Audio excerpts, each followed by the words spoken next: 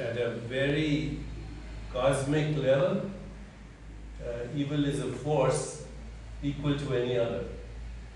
So if there was only creativity in the universe would rapidly expand and burn itself into the heat death of absolute zero before you could say shalom.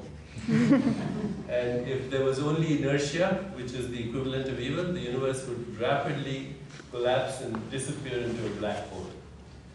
So for creation to occur, there's the dance between the forces of evolution and the forces of inertia, where the forces of evolution are always ahead. Okay, they're winning all the time, but they must not win. Because if they win, end of story. Now, in order to understand evil, you have to really move to that level to see that these forces are there, and where do I want to align myself? So I align myself with the evolutionary impulse. I have no value judgment about the other one. In other words, I'm a warrior in this battle, but I have no personal stake. And having no personal stake, I can do a lot more. The feeling here, I think the feeling everywhere, is that it's not necessarily that aligning with the evolutionary impulse is something natural to people, to most of us. Because what I feel is actually that there is an urgency, because what I see around is that a lot of the time I feel inertia is winning. But first of all, it's not. And secondly, to get anxious about that is not the most evolutionary thing to do. You know, because then you're bringing anxiety into the whole process. We are trying to consciousizing consciousness, which means we're trying to get involved in shaping a new consciousness in the Middle East. There's no limit to our creativity and to the fact that we have a diabolical creativity inside us. Now combine this with our ancient habits of tribal behavior. It's a devastating combination. You mentioned tribalism in a negative way, when one tribe is identified against the other tribe. But what I'm seeing today, and I wonder how you see that, is that there is a great need today for us, and basically this is what I'm involved now in doing, to kind of reclaim some of the ancient tribal wisdom. There is huge value in community, but it can't be, the communities have to be inclusive rather than exclusive. I think for many of us, you represent someone who is working with what you could call alternative or progressive or evolutionary concepts and has made it, in the sense of really putting them out there, having influence, having a voice.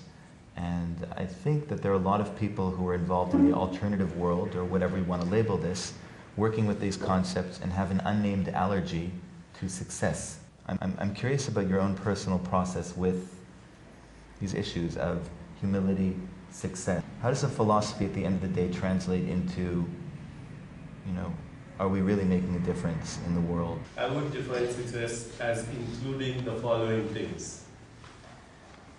Number one, the progressive realization of worthy goals. Number two, the ability to love and have compassion.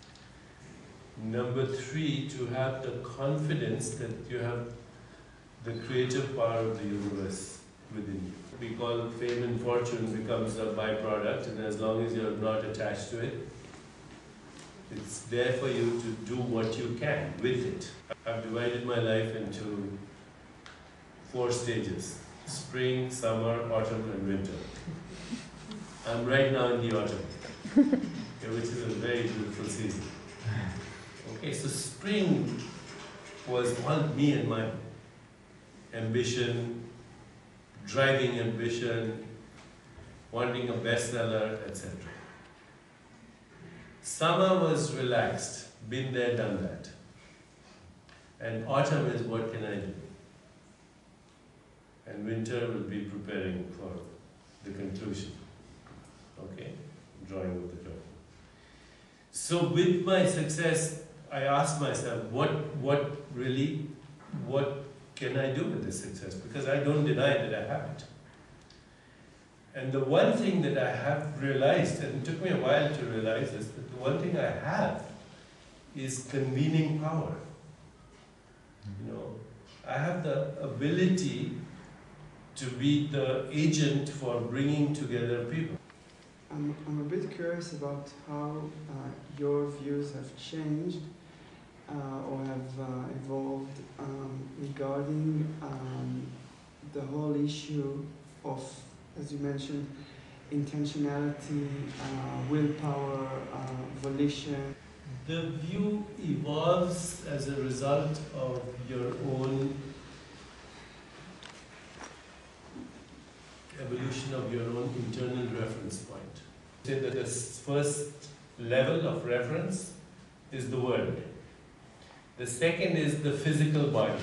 The third reference point would be my personality. It's this Deepak. Okay, so, but who's Deepak? It's a transforming field, isn't it? Beyond the personality, there's a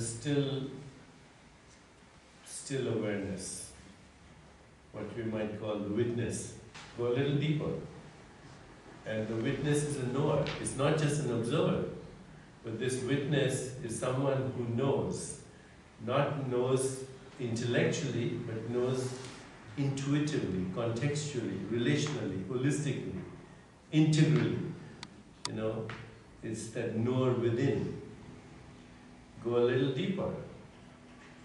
Okay.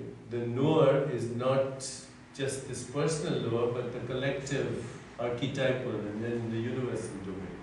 But please correct me if I'm wrong, because it seems to me that many of your books and workshops are stressing quite the opposite direction.